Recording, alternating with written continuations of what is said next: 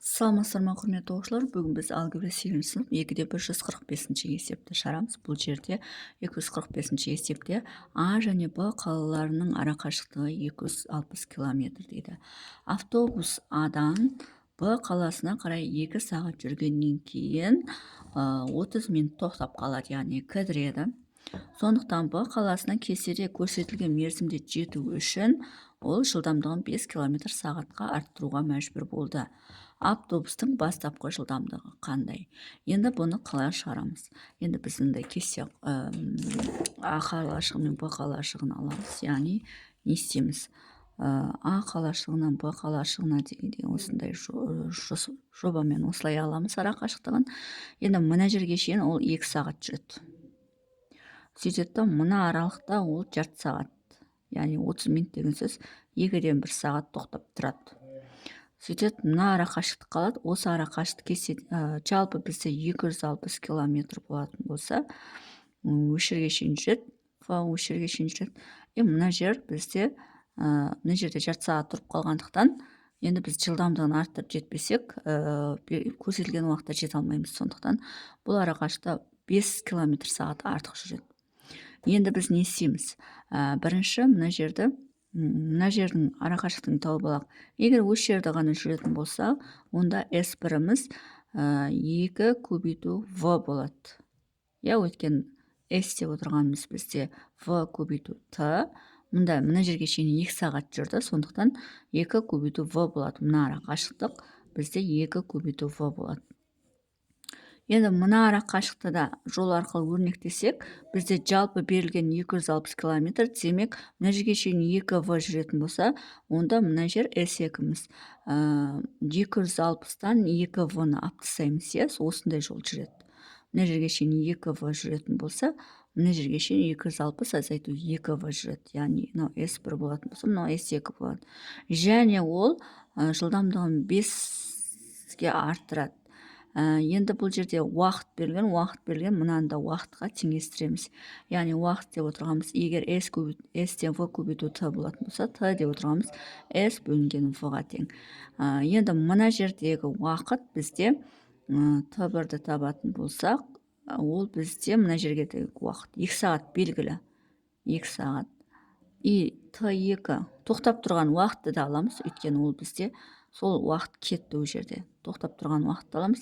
Мына жақта уақыт алатын болсақ, онда бізде S-іміз бізде 260 азайту 2V болатын болса, онда жылдамдығы V плюс 5 болады. Өйткені 5 км сағат ол арттырды. Енді біз не істейміз? Барлық уақытты қосып, жалпы уақытқа бөлетін болсақ, яғни S бізде 260, V-міз бізде белгісіз, сондықтан осылай аламыз.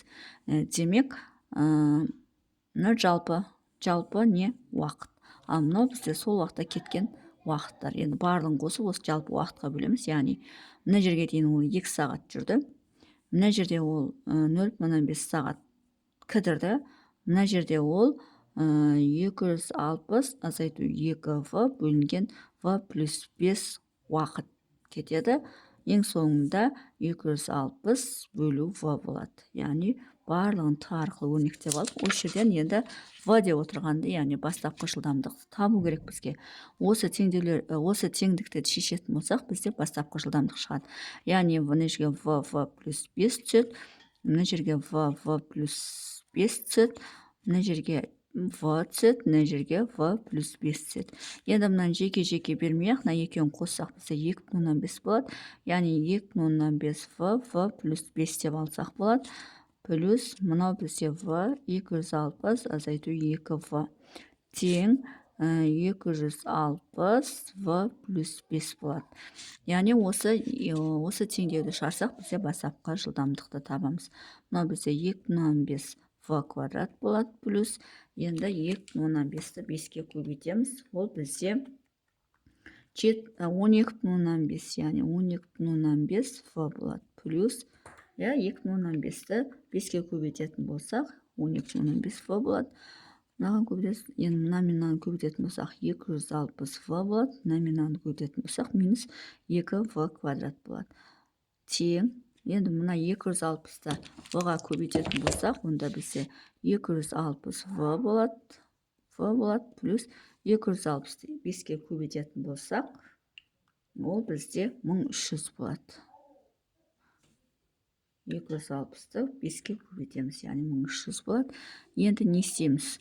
Енді мына жерде 2,5 v квадраттан 2-ні алып тастасақ, 0,5 v квадрат шығады. Мына екеуін қосатын болсақ, 272,5 v болады. Плюс 272,5 v болады. Енді мына теңдіктің сол жағындағы 2600-ті, теңдіктің оң жағында 2600, теңдіктің сол жағына минус 2600 деп өткіземіз, мынаны минус 300 деп өткіземіз, тең 0. 260 v екен оның. Енді осы жерден не істейміз? 0,5 v квадрат болады. Енді тағы да мына екеуін қосамыз, плюс 272,5-тен аламыз 260-та. Ол кезде бізде қайтадан сол 12,5 v болады, минус 1300 болады, тең 0 болады. Енді барлығын 10-ға көбейте салайық, есепті шығару үшін. Сонда мынау бізде 5 v квадрат болады, плюс 125 v болады, минус 13.000 болады, тең 0. Яғни барлығын 10-ға көбейтсек, енді барлығын 5-ке бөліп тастаймыз. v квадрат плюс енді 125-ті бөлеміз 5-ке. Ол кезде бізде не қалады? Яғни 125-ті 5-ке бөлсек, бізде 25 қалады. 25 v болады, минус енді 13.000-ді бөлеміз 5-ке. 2600 болады екен. 2600 тең 0. Енді осы квадрат теңдеуді шығарамыз, яғни дискриминант арқылы шығарамыз. Дискриминант тең 25-тің квадраты, 25-ке көбейтсек 625 болады. Минус 4 көбейту минус 2600 болады. Енді мына екі теріс сан болғандықтан оң сан болып кетеді. 2600-ті 4-ке көбейтеміз. 10.400 болады, оған 625-ті қоссақ, бізде 11.025 болады екен. Енді 11.025 ненің түбірі? 105-тің түбірі екен. 105-тің квадрат деп жазып қояйық. v1, v2-ні табамыз. Минус 25 болады, өйткені жерде плюс болып тұр.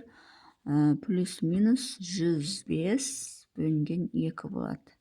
Енді 105-тен 25-ті алып тастаймыз. Ол кезде бізде 80 шығады. 80-ді 2-ге бөлсек 40 болады. 25-ке 105-ті қоссақ, минус 130 болады. 2-ге бөлсек, минус 65 болады.